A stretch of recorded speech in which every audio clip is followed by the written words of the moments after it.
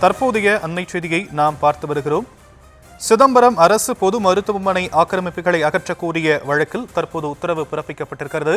இதில் கடலூர் மாவட்ட ஆட்சியர் நேரில் ஆஜராக உத்தரவு பிறப்பித்திருக்கிறது. அது குறித்தான அண்மை செய்தியை நாம் பார்த்து வரும் நிலையில் விவரங்களை செய்தியாளர் வெங்கட்ரமணன் வழங்க நாம் கேட்கலாம். வெங்கட்ரமணன், உயர்நீதிமன்றம் என்னென்ன விஷயங்களை இந்த வழக்கில் குறிப்பிட்டிருக்கிறாங்க?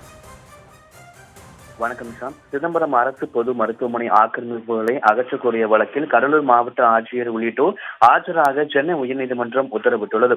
கடலூர் மாவட்டத்தைச் சேர்ந்த சுப்பிரமணியன் என்பவர் சென்னை உயர்நீதிமன்றத்தில் மனு ஒன்றை தாக்கல் செய்திருந்தார். இந்த மனுவில் சிதம்பரம் அரசு மருத்துவமனையில போதிய அடிப்படை வசதிகள் இல்லை எனவும், ஆம்புலன்ஸ்கள் நிறுத்துவதற்கு போதிய இடமில்லை எனவும், மருத்துவமனை வளாகத்தில் ஆக்கிரமிப்புகள் அதிகமாக உள்ளதாகவும் அந்த மனுவில் குறிப்பிட்டிருக்கிறார். இது தொடர்பாக ஏற்கனவே 4 மனுக்களை சிதம்பரம் மாவட்ட ஆட்சியர், சிதம்பரம் தாசில்தார், சிதம்பரம் அரசு மருத்துவமனையின் தலைமை மருத்துவ அதிகாரி, சிதம்பரம் நகராட்சி ஆணையர் ஆகியோருக்கு அனுப்பியதாகவும், ஆனால் இதுவரை எந்த நடவடிக்கையும் எடுக்கவில்லை என தெரிவித்திருக்கிறார். இந்த மனு தலைமை நீதிபதி ஸ்ரீவத்சவா தலைமையில் மற்றும் நீதிபதி அருள்முருகன் அடங்கிய அமர்வில் விசாரணைக்கு வந்தபோது அரசு தரப்பில் சம்பந்தப்பட்ட மருத்துவமனை வளாகத்தில் 56 ஆக்கிரமிப்புகள் உள்ளதாக தெரிவித்தார். மேலும் ஆக்கிரமிப்புகள் மீது நடவடிக்கை எடுக்குமாறு சிதம்பரம் நகராட்சிக்கு அறிக்கை அனுப்பப்பட்டுள்ளது என்றும் தெரிவித்தார். அப்போது சிதம்பரம் நகராட்சி சார்பில் ஆஜரான வழக்கறிஞர், சம்பந்தப்பட்ட நிலம் அரசு நிலம், அதனால் அரசுதான் நடவடிக்கை எடுக்க வேண்டும், ஆக்கிரமிப்பாளர்கள்